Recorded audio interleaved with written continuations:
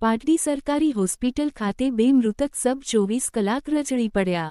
મૃતક પરિવાર અને સગા સંબંધીઓએ રોષ વ્યક્ત કર્યો.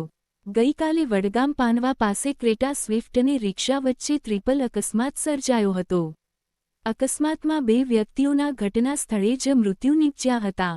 મૃતક બંને વ્યક્તિને દસાડા હોસ્પિટલ ખાતે ખસેડવામાં આવ્યા હતા. ત્યારબાદ બંને મૃતકોને પી.એમ. માટે પાટડી સરકારી હોસ્પિટલ ખસેડાયા હતા. ગઈકાલે બપોરે અકસ્માત સર્જાયો હતો. પાટડી આખી રાત બંને મૃતક સબ 24 કલાક પડ્યો રહ્યા. દસાડા CHC વડગામ પાટડી સરકારી હોસ્પિટલના ડોક્ટર દ્વારા અકસ્માત ક્યાં હોસ્પિટલ હદમાં થયું એ બાબત નક્કી કરવામાં બંને મૃતક સબ 24 કલાક પડ્યા રહ્યા.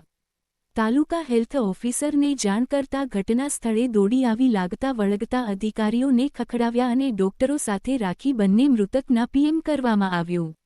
મૃતક બંને વ્યક્તિના સગા સંબંધીઓએ રોષ વ્યક્ત કર્યો હતો. આ તકે સુરેન્દ્રનગર જિલ્લા ક્ષત્રિય ઠાકોર સેનાના ઉપપ્રમુખ ચુડાજી મણાજી ઉર્ફ ગોગી, ભરતજી ઠાકોર અને ઠાકોર સમાજના યુવાનોએ રોષ વ્યક્ત કર્યો હતો.